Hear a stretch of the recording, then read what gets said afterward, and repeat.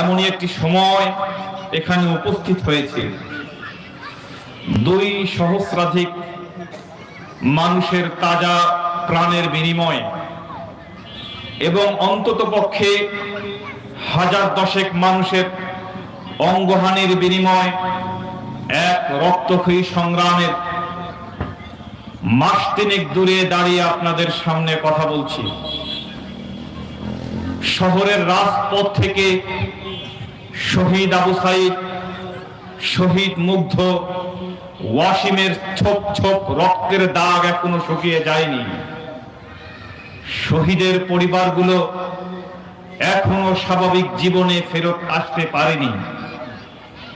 আবু সাইদের বাবার কানে সন্তানের মৃত্যুর ঠিক আগ মুহূর্তে উচ্চারিত কালেমার আওয়াজ হয়তোবা এখনো ভেসে আসে। তৃষ্ণা পেলেই মুগ্ধের মায়ের কানে বেজে ওঠে, পানি লাগবে পানি। আমরা শুনেছি স্বাধীনতা অর্জনের চাইতে এটি রক্ষা করা নাকি অনেক অনেক কঠিন। এজন্য আজকে আপনাদের সামনে আমি ওয়াজ করতে আসিনি। আপনারা আমাকে চেনেন, আপনাদের পাশেই শৈলপুর বাইতুল আমান জামে মসজিদে আমি ইমামতি করি। আমার ওয়াজ আপনারা শুনেছেন, অনেক কথা আপনাদের সামনে আমি শোনাই। আজকে আমি ওয়াজ করব না। আজকে আইজগাতি ইউনিয়ন ইমাম পরিষদের পক্ষ থেকে আয়োজিত এই মাহফিল থেকে ইউনিয়নের সকল যুবকদেরকে আমি সতর্ক করতে এসেছি। ঘুমিয়ে পড়া যুবকদেরকে আমি জাগ্রত করতে এসেছি।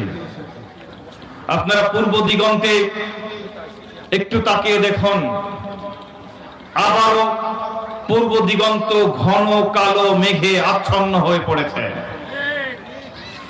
মেঘের ঘনঘটা দেখে ঝড়ের গতি আপনি যতদূর ভাবছেন তার চাইতেও এ গতি আরো অনেক অনেক বেশি। প্রলয়ঙ্করী সেই ঘূর্ণিঝড় থেকে এদেশকে বাঁচাতে হলে যুবকদেরকেই এগিয়ে আসতে হবে। প্রিয় যুবকেরা, আমাদের সামনে আরো একটি যুদ্ধ সমাগত। এই যুদ্ধ হবে ঈমান এবং কুফরের মধ্যে, এই যুদ্ধ হবে হক এবং বাতিলের মধ্যে, এই যুদ্ধ হবে মুসলমান এবং হিন্দুত্ববাদী ভারতীয়দের বিরুদ্ধে, এই যুদ্ধ হবে ইসলামপন্থী এবং ইসলাম বিদ্বেষীদের বিরুদ্ধে। এই যুদ্ধে যারা ইসলামের পক্ষে জীবন দেবে, সেই জীবন দিতে রাজি আপনারা কারা কারা আছেন? দুহাত তুলে আল্লাহকে দেখান। সবাই রাজি আছেন তো ইনশাআল্লাহ? একটু তাকবীর দেন। লিল্লাহি তাকবীর, লিল্লাহি তাকবীর। আত-তাকবীর ইয়ামলাউ মা বাইনাস সামাই ওয়াল আরদ। যখন একজন মুমিন তাকবীর দেয়, আল্লাহ রাব্বুল আলামিন ওই তাকবীর দাতা আমলনামায় আসমান এবং জমিনের ভেতরে যত জায়গা আছে সব দিয়ে পরিপূর্ণ করে দেন। বলেন সুবহানাল্লাহ। এজন্য তাকবীর দেবেন তো ইনশাআল্লাহ? বলছিলাম যুবকদের কথা। যুবকদেরকে জেগে উঠতে হবে। ভারতীয় অগ্রাসনের বিরুদ্ধে যদি আমাদেরকে বাঁচতে হয় তাহলে যুবকদের দ্বারাই সেটা সম্ভব। কারণ যুবকরা জীবন দিতেও জানে, যুবকেরা জীবন নিতেও জানে, ঠিক কিনা? যুবকেরা তো আবু সাইদের মতো বুক চিতিয়ে দুহাত উঁচু করে বলতে পারে, বুকের ভিতর তুমুল ঝড়, বুক পেতেছি, গুলি কর, ঠিক কিনা? সেই আবু সাইদের উত্তরসূরি আজও বাংলার জমিনে আছে কিনা? প্রিয় আইজগাতি ইউনিয়নবাসী, আপনারা জানেন পতিত স্বৈরাচার ফ্যাসিস্ট সরকার যখন সারা দেশে মূর্তি দিয়ে ভরে ফেলেছিল, এদেশের মুহাদ্দিস, মুফাসসির, আলেম ওলামা, পীর বুজুর্গ আউলিয়ারা খানকায় বসে, মসজিদে বসে, মাহফিলের মঞ্চে বসে এই মূর্তিকে সরাবার জন্য তারা গর্জে উঠেছিলেন। অনেক দিন ধরে কথা বলা হয়েছে, কিন্তু ভারতের সেবাদাস মুশরিকদের পদলেহনকারী সরকার এই মূর্তিগুলো সরায় নাই। বরঞ্চ মূর্তির বিরুদ্ধে কথা বলবার কারণে এদেশের হাজারো আলেমকে তারা দিনে দুপুরে হত্যা করেছিল, ঠিক কিনা? আলেমদেরকে নিয়ে আয়না ঘরের মধ্যে নির্যাতন করা হয়েছে, দেশপ্রেমিক মানুষদেরকে গুম করা হয়েছে, খুন করা হয়েছে। দীর্ঘ 15টি বছর ধরে আমরা জুলুম, নির্যাতন এবং নিষ্পেষণের মধ্য দিয়ে গিয়েছিলাম, কিন্তু আল্লাহ রাব্বুল আলামিন এই জমিনের যুবকদের মধ্যে জিহাদি চেতনা ঢুকিয়ে দিয়েছিলেন বিধায় 15টি বছরের জুলুম নির্যাতনের পরে স্বৈর শাসককে হটানোর জন্য এদেশের লক্ষ লক্ষ তাওহীদি জনতা, ছাত্র যুবকেরা জেগে উঠেছিল। তারা এদেশের স্বৈরাচারকে নাকে খড় দিয়ে দেশ থেকে বিতাড়িত করেছে, ঠিক কিনা? শুধু তাই নয়, যে মূর্তির বিরুদ্ধে কথা বলতে গিয়ে আলেমরা নির্যাতনের শিকার হয়েছিলেন, সেই মূর্তির গলায় গরু বাঁধা রশি দিয়ে টান দিয়ে মূর্তিকে নামিয়ে ভেঙে চুরে ধূলিসাৎ করে দিয়েছিল এই যুবকেরাই, ঠিক কিনা? এই জন্য যুবকদের সাথে আজকে কথা বলতে আমি এসেছি। আলেম ওলামারা কথা বলবেন, তারা আমলের কথা বলবেন, তারা বিভিন্ন রকম নসিহত আপনাদেরকে করবেন, আপনারা শুনবেন। কিন্তু শুরুতেই আমি যুবকদের ব্যাপারে কথা বলতে চাই, কারণ এদেশের যুবকেরা আমাদের মনের মধ্যে আশা জুগিয়েছে। তারা অন্ধকারাচ্ছন্ন একটি সময়ের মধ্যে আমাদেরকে আলোর আশার আলো তারা দেখিয়েছে।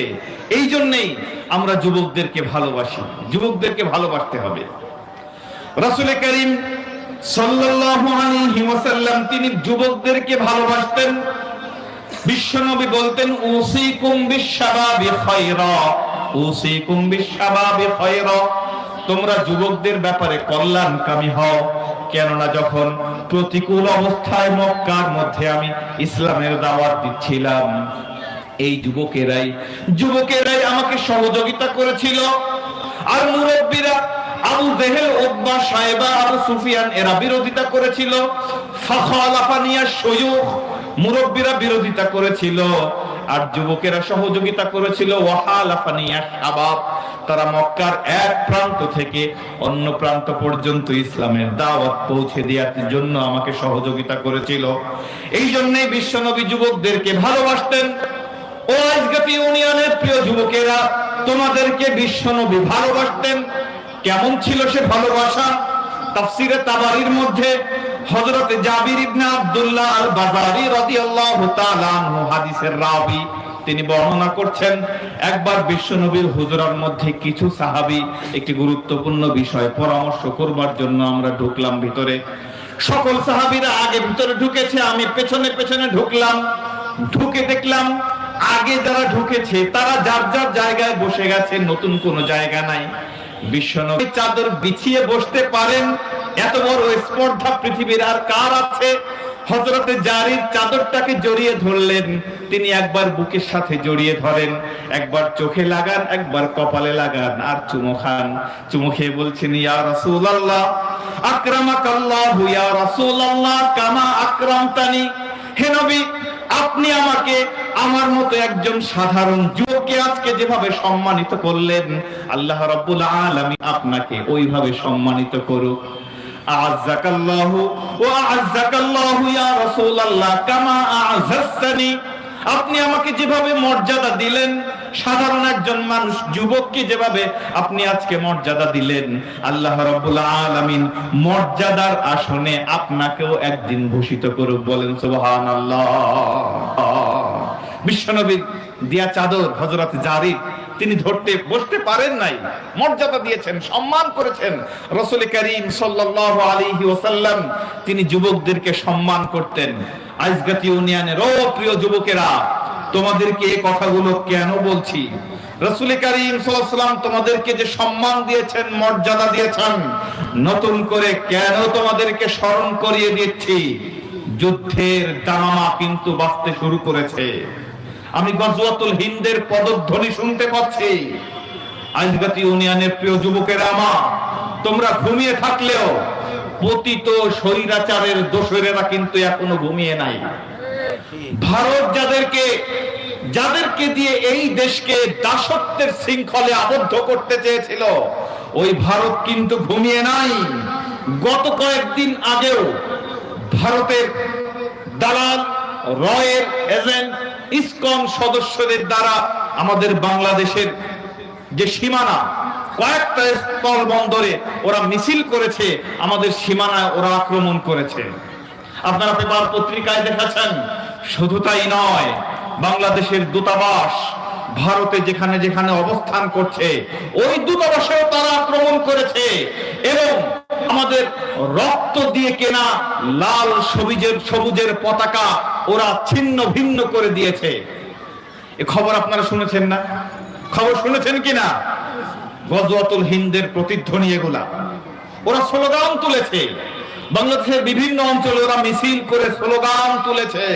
ওরা নাকি বাংলাদেশের নোয়াখালীকে দখল করতে চায়, ওরা আমাদের দেশের চট্টগ্রামকে দখল করতে চায়, ওরা খুলনাকে দখল করতে চায়, ওরা বাংলাদেশের দূতাবাসে আক্রমণ করেছে, ওরা মসজিদ ভেঙে মন্দির নির্মাণ করছে।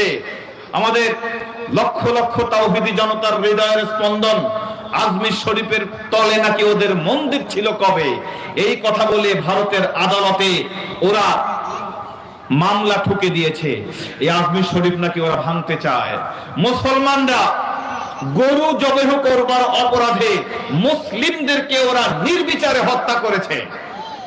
এরকম একটি অবস্থায় যারা বাংলাদেশকে দখল করতে চায়, বাংলাদেশের বিভিন্ন অঞ্চলে ওদের দোসরদেরকে আবার পাঠিয়ে দিতে চায়, এই আইজগাতি ইউনিয়নের তাওহীদি জনতার কাছে আমি প্রশ্ন রাখতে চাই, আপনাদের কাছে আমি জানতে চাই, লক্ষাধিক শহীদের রক্তের বিনিময়ে 56,000 বর্গ মাইলে এই বাংলাদেশের 1 ইঞ্চি জমিও কি আপনি ভারতীয় হিন্দুত্ববাদীদের কাছে ছেড়ে দিতে চান?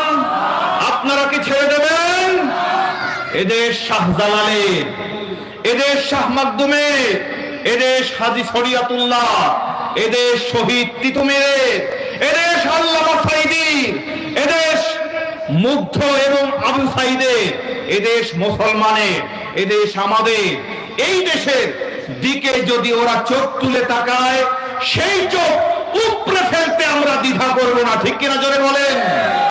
আল্লাহ রাব্বুল আলামিন আমাদেরকে সেই তৌফিক দান করুন, বলেন আমিন। সম্মানিত উপস্থিতি, এই কথাগুলো কেন বলছি? আমাদের দেশে এখনো পর্যন্ত এক শ্রেণীর মানুষ ভারতের বিরুদ্ধে কথা বললে ওদের গা জ্বলে। ভারত নাকি ওদের বন্ধু, হিন্দুরা নাকি ওদের বন্ধু। হিন্দুরা আমাদের বন্ধু নয়, হিন্দুরা আমাদের বন্ধু নয়। এটা আমার কথা নয়, আল্লাহ রাব্বুল আলামিন কোরআনুল কারীমের সূরাতুল মায়েদা 82 নম্বর আয়াত 5 নম্বর পারার 20 নম্বর পৃষ্ঠায় আল্লাহ বলেছেন, কি বলেন?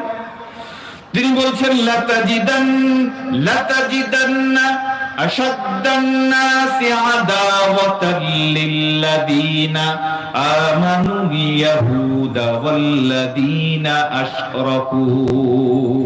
হে নবী, আপনি এই পৃথিবীতে মুসলমানদের জন্য সবচাইতে বড় শত্রু 2 শ্রেণীকে পাবেন। এই 2 শ্রেণীর এক শ্রেণী হচ্ছে যারা ইহুদি, ওরা মুসলমানদের চরম দুশমন, মুসলমানদের শত্রু। আর 2 নাম্বার যারা নাকি মুশরিক, ওয়াল্লাযীনা আশরাকু, যারা মুশরিক, যারা মূর্তি পূজা করে, যারা আল্লাহর সাথে শরীক করে। ভারতীয় হিন্দুত্ববাদীরা, উগ্রপন্থী হিন্দুত্ববাদীরা, ওরা মুসলমানদের কোশ্চিন কালেও বন্ধু নয়, ওরা বন্ধু নয়, ওরা বন্ধু নয়। আল্লাহ রাব্বুল আলামিন যেহেতু বলেছেন, আর বাস্তবেও আমরা সে কথা দেখছি। স্বাধীনতার এই 53 বছরে বাংলাদেশের বন্ধু রূপে ওরা বাংলাদেশে ঢুকেছে। বাংলাদেশের কখনো ক্ষতি ছাড়া বিন্দুমাত্র উপকার ওরা করে নাই। জোরে বলেন ঠিক কিনা? ওরা আমাদের শত্রু, ওরা কখনো আমাদের উপকার করে নাই।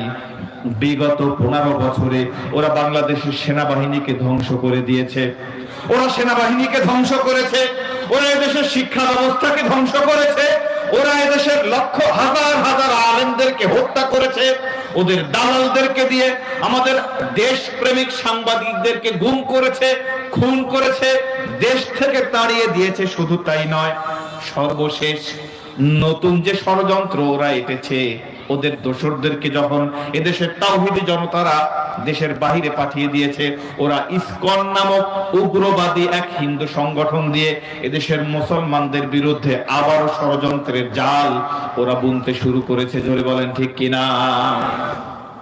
নতুন করে আবারও ষড়যন্ত্র ওরা শুরু করে দিয়েছে।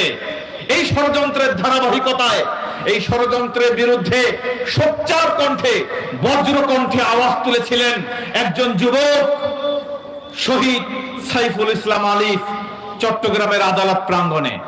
এই আলিফ ভাই তিনি যখন ইসকনের বিরুদ্ধে বুক চিতিয়ে দাঁড়িয়ে গেলেন, নির্ভয়ে নির্বিঘ্নে ইমান দীপ্ত চেতনা নিয়ে যখন তাদের বিরুদ্ধে দাঁড়িয়ে গেলেন, তাকে দিনে দুপুরে জবাই করে ওরা হত্যা করেছে।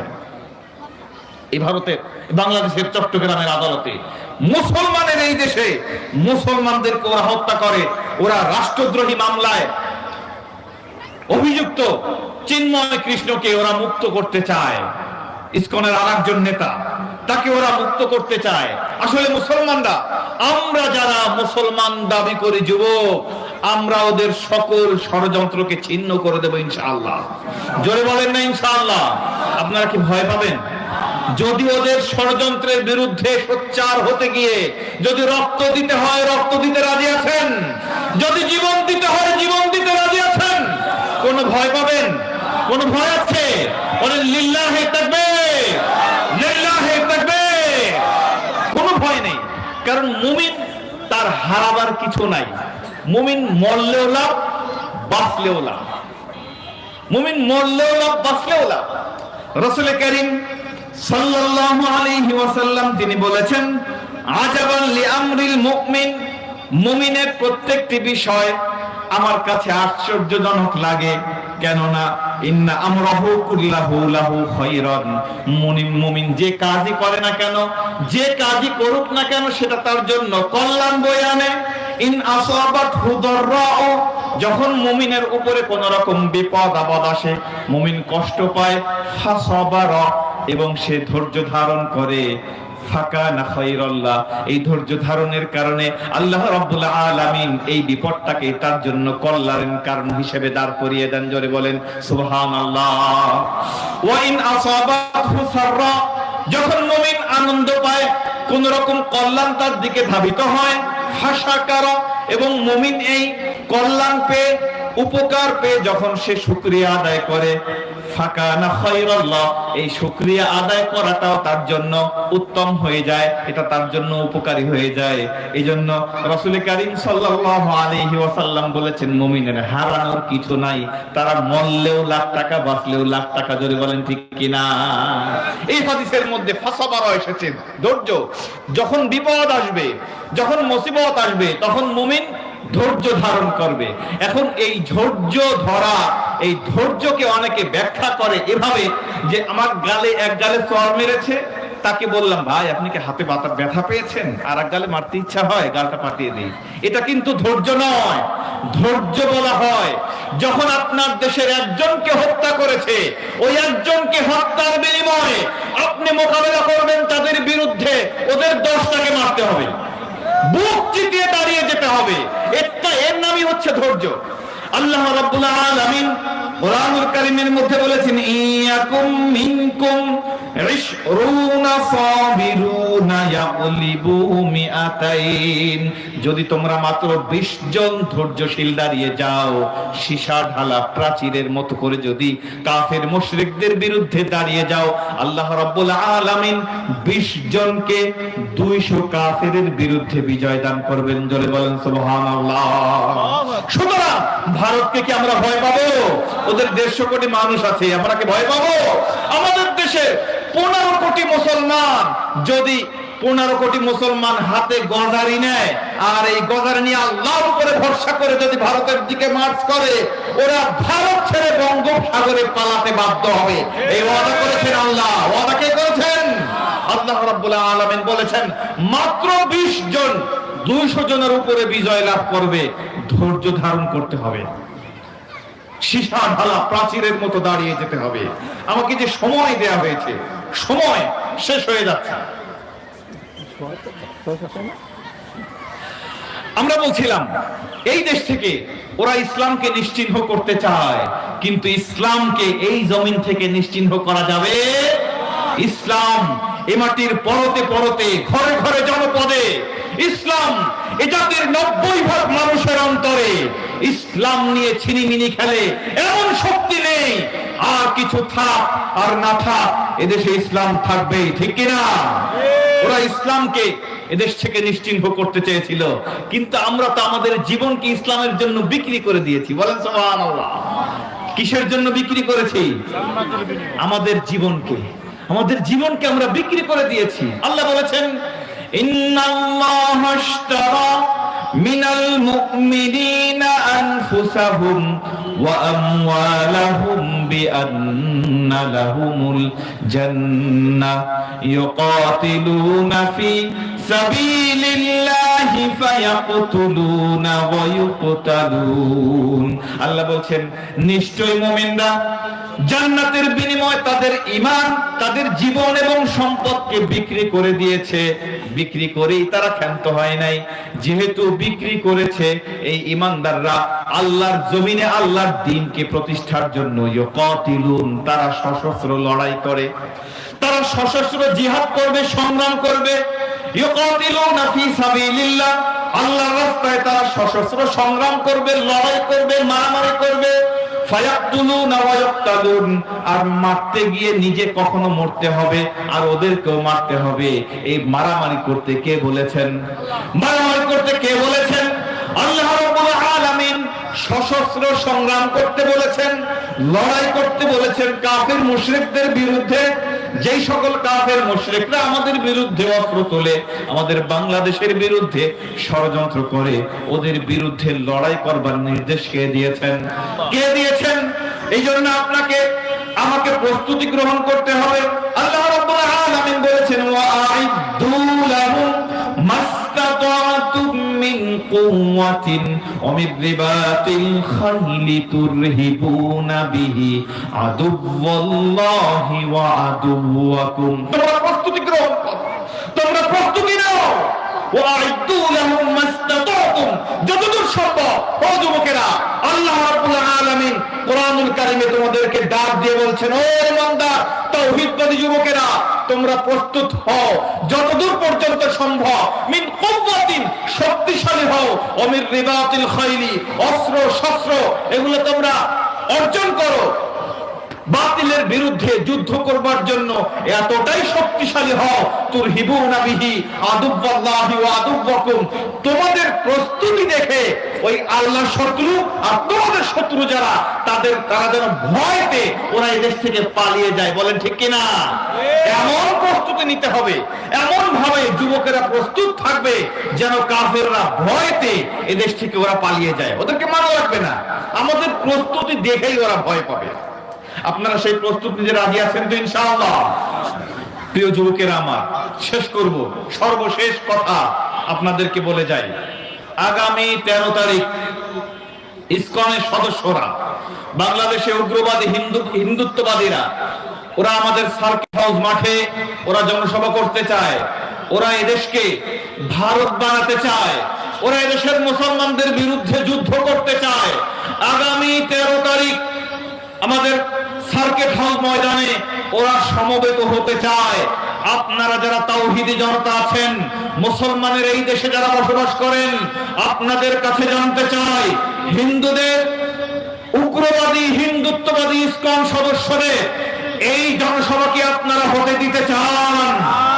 যদি না চান, আজকের 1 ইসগাতি ইউনিয়ন ইমাম পরিষদের মাহফিল থেকে আমি বজ্রকণ্ঠে আহ্বান জানাই প্রশাসনের কাছে, আপনারা ওদেরকে এই জনসভা করতে অনুমতি দেবেন না। যদি আপনারা অনুমতি দেন, এদেশের তাওহীদি জনতা, বিশেষ করে ইসগাতি ইউনিয়নের লক্ষ লক্ষ তাওহীদি জনতা যুবকেরা এই জনসভা ধ্বংস করবার জন্য এখান থেকে যাবে। যদি কোনো রক্ত ঝরে, এর দায় প্রশাসনকেই নিতে হবে। এই জন্য প্রশাসনকে সাবধান করে দিতে চাই, আপনারা ওদেরকে এই অনুমতি দিবেন না। আগামী 13 তারিখ আমরা শান্তি চাই, আমরা শান্তিবাদী মানুষ, কারণ কোরআন বলেছে, লা ইয়ানহাকুমুল্লাহ আনিল্লাযীনা লাম ইউকাতিলুকুম ফিদ-দীন ওয়া লাম ইউখরিজুকুম মিন দিয়ারিকুম আন তাবাররুহুম ওয়া তুকসিতু ইলাইহিম ইন্নাল্লাহা ইউহিব্বুল মুকসিতিন। আল্লাহ রাব্বুল আলামিন ওই সকল অমুসলিমদের সাথে খারাপ আচরণ করতে নিষেধ করেছেন, তাদের সাথে ভালো আচরণ করতে নিষেধ করেন নাই। কারা?